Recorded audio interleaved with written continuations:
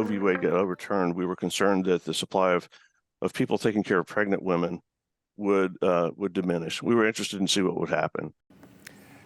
Well, that concern has been confirmed. The culmination of a more than 2-year study by 2 doctors who run the Idaho Physician Wellbeing Action Collaborative.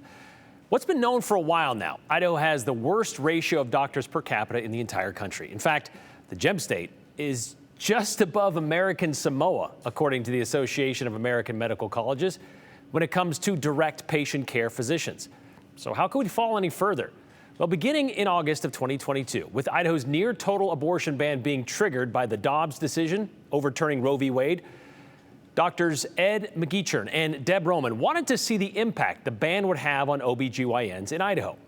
We spoke with them about a year and a half ago. You just heard from him.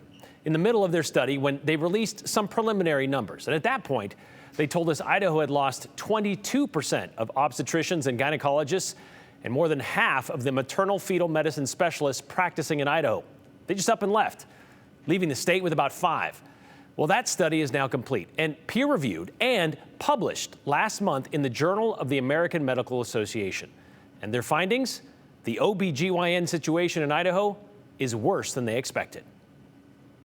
We had 268 doctors in the original cohort, and we lost 60 the first year, gained back 2. Then we lost 54, gained back 18.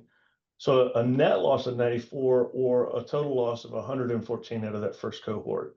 So it's about 43% of the total cohort or about 33% of doctors net have left the state. Based on what we talked about a year ago, I mean, does that shock you?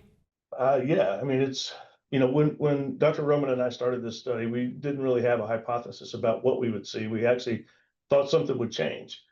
And when we did the study, we thought we would probably see the end of it by the end of the first year. The end of the second year showed almost the same amount of doctors leaving. So it did surprise me, yeah.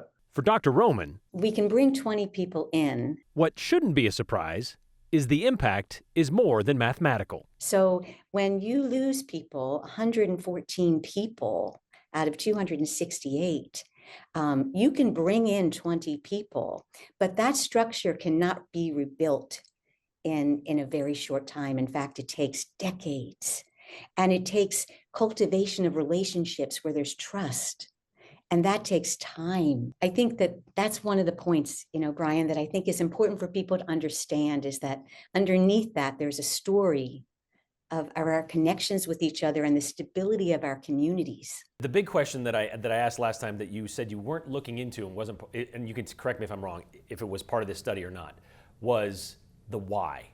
It's a really great question, and it's one we need to be very accurate about understanding, because I don't think there's any one reason why that's there. However, the study did show of the 55 OBGYNs who stopped practicing in Idaho in 2024, nearly half took their expertise to another state, all with less restrictive abortion laws than Idaho.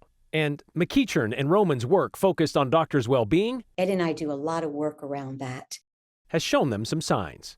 The level of distress among physicians who are trying to deal with laws that have changed dramatically, many of which are ambiguous. Under this new section, those performing criminal abortion will be charged with a felony punishable by no less than 2 years and no more than 5 years in prison. And trying to figure out how they care for their patients, being told that at times they're not going to be able to do what they know will help them, is causing tremendous distress. Still, McEachern I don't think there's a one doesn't want to speculate. We spent a long time trying to make sure that this data was valid and it's accurate and it's reliable.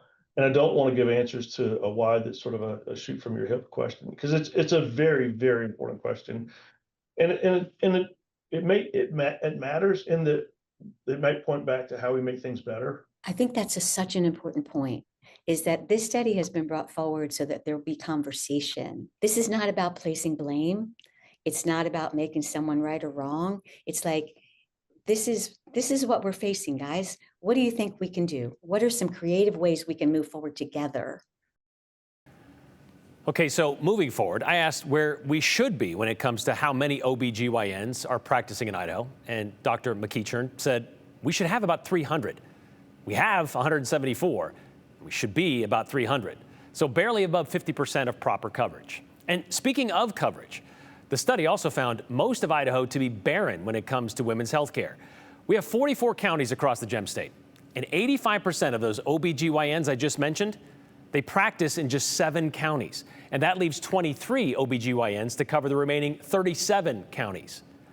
Idaho trying to increase access to medical schools, that could help, but that will certainly take a lot longer to reverse what this 3-year exodus has wrought.